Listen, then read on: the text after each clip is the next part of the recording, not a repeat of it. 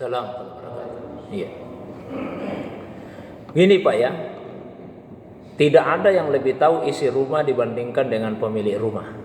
Ya begitu Pak. Isi rumahnya Bapak, pasti Bapak yang lebih tahu itu. Tidak mungkin kita Pak yang lebih tahu isi rumahnya Bapak kan. Pak Ibu juga seperti itu. Tidak ada yang lebih tahu isi Al-Quran itu kecuali pemiliknya. Ini kan seperti itu. Jadi kalau misalnya ada anggapan tadi bahwa Al-Quran itu bukan dari Allah, tapi dari Nabi Muhammad SAW, kalau yang dimaksud perkataannya Nabi, kita cek saja Al-Quran. Bagaimana cara Al-Quran memperkenalkan dirinya? Bagaimana caranya Al-Quran memperkenalkan dirinya? Kita bacalah di Al-Quran. Allah berfirman di surah An-Najm, "Wa ma yantiqu anil hawa in huwa illa wahyu yuha." Nabi itu tidak berbicara berdasarkan hawa nafsunya. Tiada Al-Quran itu kecuali wahyu yang diwahyukan kepadanya. Itu Quran sendiri yang berkata seperti itu. Ya. Quran sendiri yang mengatakan Al-Quran itu bukan dari Nabi, tapi wahyu yang diwahyukan kepadanya. Siapa yang mewahyukan kepada Nabi? Siapa lagi kalau bukan Allah? Tapi kalau misalnya kita ingin yang eksplisit menyebut Allah, kita baca lagi di surah Al-Baqarah. Qul in kuntum fi raibim mimma nazzalna ala abdina. Katakanlah jika kalian masih dalam keraguan juga terhadap Al-Quran yang telah kami turunkan kepada hamba kami Muhammad. Itu Allah yang menyatakan bahwa Allah yang menurunkan Al-Quran kepada hambanya Muhammad sallallahu alaihi wasallam. Jadi kalau Al-Quran yang menyatakan seperti itu dan kita tidak percaya, siapa lagi yang mau dipercaya? Ya, kalau dikatakan Pak saya tidak tahu cara menghadapi, tidak usah dihadapi, dibiarkan saja. Karena ayatnya jelas. Kalau ayatnya sudah jelas tidak mau menerima, ya sudah dibiarkan. Banyak Pak persoalan itu sebetulnya ulama itu menjelaskan bukan untuk membuat sadar orang yang berpikir begitu. Karena bagaimanapun cara menjelaskan tetap dia tidak akan berubah. Tapi penjelasan itu diberikan untuk apa? Menjaga akidah umat supaya tidak terpengaruh. Itu Pak. Ya. Jadi banyak hal dalam persoalan akidah sudah dijelaskan. Orangnya tidak mau berubah. Kenapa tetap ulama menjelaskan? Karena ulama ini tahu bagaimanapun penjadian tidak akan berubah.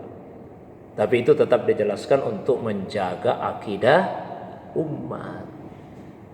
Nah, kalau kemudian justru dengan membaca pandangan seperti itu kita jadi ragu, sudah tinggalkan saja. Ditinggalkan. Apalagi yang mau dipercaya kalau Al-Quran sudah mengatakan begitu dan tetap kita tidak mempercayainya. Nah, itu yang pertama Pak ya. Jadi Quran sendiri yang menyatakan bahwa Quran itu dari Allah Subhanahu wa taala. Ratusan Pak ayatnya dalam Al-Quran yang menyatakan itu. Dan tidak ada satu pun yang menyatakan Al-Quran itu dari Nabi. Terus atas dasar apa kemudian dikatakan Al-Quran itu dari Nabi Sallallahu Alaihi Wasallam? Ya tambah lagi satu Pak. Ini bukan untuk mengubah pendapat orang itu, menjaga akidah kita semua supaya tidak terpengaruh. Sering kita baca di Al-Quran ayat-ayat yang dimulai dengan kul. Iya Pak ya? Kul. Kul. Katakanlah ya Muhammad. Kalau Quran itu dari Nabi, berarti dia perintah dirinya sendiri. Ini kul, katakanlah. Kata-kata kul itu sudah menunjukkan bahwa ada yang di luar Nabi yang menyuruh beliau untuk mengucapkan. Kul, katakanlah, wahai Nabi. Kalau ucapannya sendiri Nabi, tidak usah ada kulnya. Langsung saja beliau ucapkan. Ini banyak sekali kul. Kul huwallahu ahad.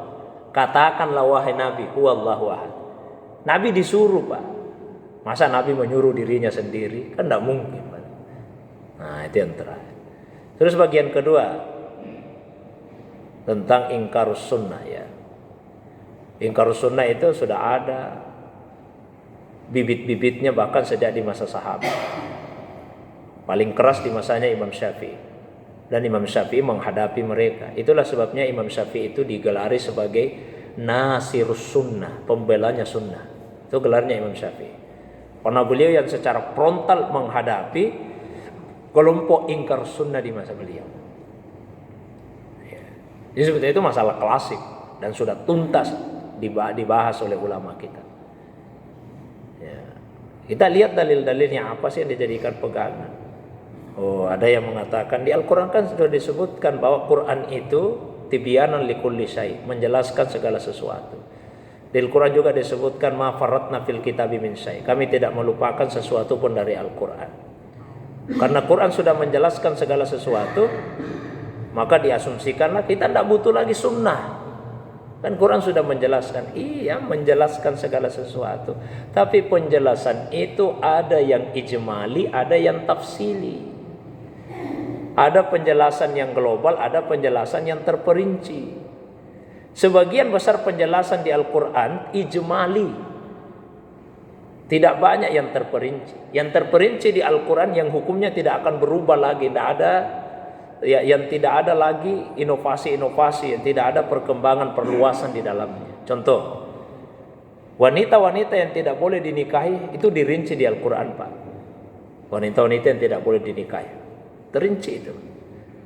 Bagian warisan terinci di Al-Quran. Harus seperti itu adanya. Yang selainnya itu penjelasannya hanya ijmali saja. Penjelasannya hanya bersifat global. Kalau kita tidak mau pakai hadis, kita tidak tahu cara salat. Karena tidak ada di Al-Quran bagaimana tata cara salat. Quran hanya perintahkan rukulah, sujudlah. Berapa kali kita mau ruku, berapa kali kita mau sujud. Tidak ada di Al-Quran. Bagaimana urutan-urutannya, berdiri, ruku, sujud, itu tidak ada di Al-Quran, adanya di hadis. Jadi kalau tidak mau pakai sunnah, tidak tahu tata caranya salah. Nah, kemudian taruhlah orang mengatakan, pokoknya saya pakai Quran saja, iya, konsisten ya pakai Quran. Quran sendiri memberi kewenangan kepada Nabi. Apa kewenangannya Nabi Sallallahu Alaihi Wasallam? Litubayyina linnasi ma nuzzila ilaihi. Menjelaskan kepada manusia. Itu Allah yang memberi kewenangan. Wahai Nabi, tugasmu, kewenanganmu memberi penjelasan. Penjelasan dari Nabi itu ada di hadis. Penjelasan Nabi banyak, Pak. Ada penjelasan yang sifatnya penguat. Quran menyuruh salat, Nabi menyuruh salat, menguatkan. Ada penjelasan yang sifatnya merinci. Quran menyuruh salat, rinciannya tidak disebut. Hadis yang menjelaskan rinciannya. Al-Quran menyuruh kita keluarkan zakat, tapi tidak disebutkan bagaimana rinciannya. Bagaimana rinciannya?